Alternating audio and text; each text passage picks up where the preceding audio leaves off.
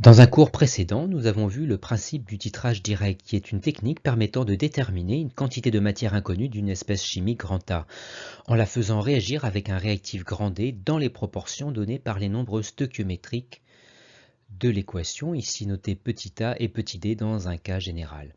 Le titrage consiste à introduire progressivement, à l'aide d'une burette graduée, l'espèce chimique grand D de concentration molaire connue, jusqu'à atteindre l'équivalence du titrage, repérée par un changement brusque d'un paramètre physique, comme ici la couleur du mélange réactionnel.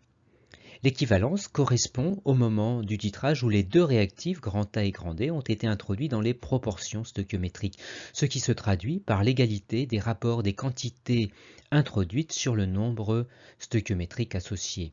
Grand E en indice, pour rappeler que la quantité de matière de grand D est celle apportée par le volume versé à l'équivalence. En multipliant de chaque côté par petit a, on peut alors isoler la quantité de matière de l'espèce chimique grand A recherchée en fonction des grandeurs connues en remplaçant la quantité de matière de grand D par le produit C fois V.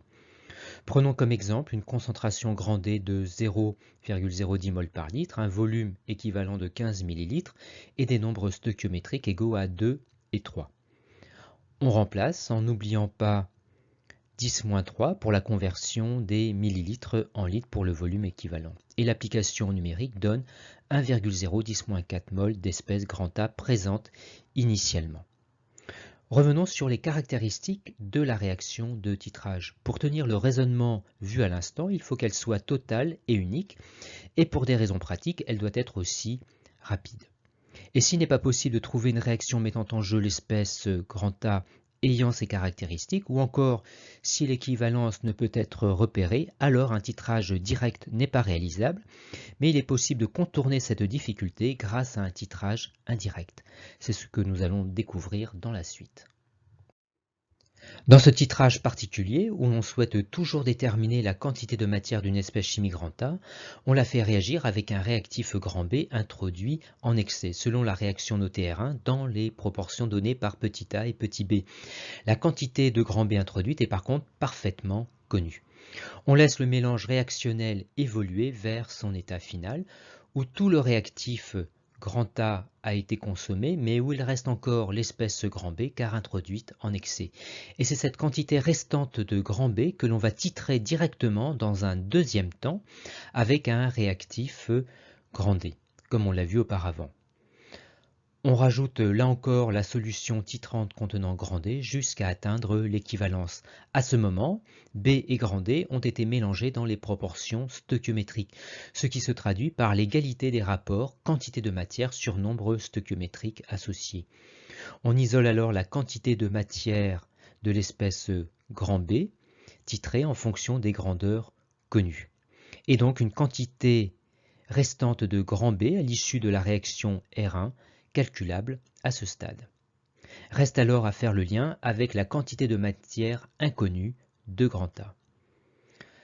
Lors de la réaction R1, A et B ont réagi dans les proportions stoichiométriques et les quantités consommées sont liées par l'égalité des rapports quantité consommée sur nombre stoichiométrique associé. Or ici, la quantité consommée de grand A est aussi celle présente initialement car grand A est le réactif limitant.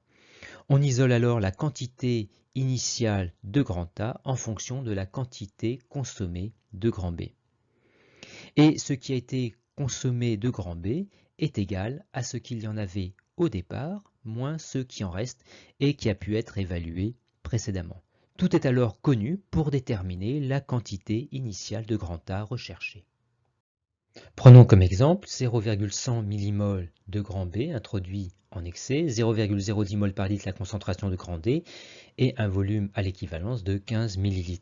Et comme nombre stoichiométrique, 2 et 3 pour R1 et 1 et 2 pour la réaction de titrage. On calcule dans un premier temps la quantité restante de grand B, soit 0,075 mmol, qu'on retranche à 0,100 mmol, la quantité initiale, pour avoir la quantité consommée lors de la réaction R1, soit 0,025 mmol. On peut alors déterminer la quantité de grand A recherchée depuis le début soit 0,017 millimoles ici. En résumé, on retient qu'on titre non pas grand A, mais ce qui reste d'une espèce grand B qu'on a mis à réagir avec grand A, d'où le qualificatif de titrage indirect.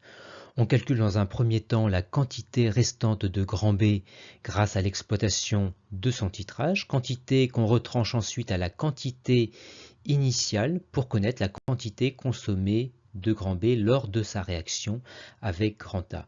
On peut alors en déduire la quantité initiale de grand A recherchée.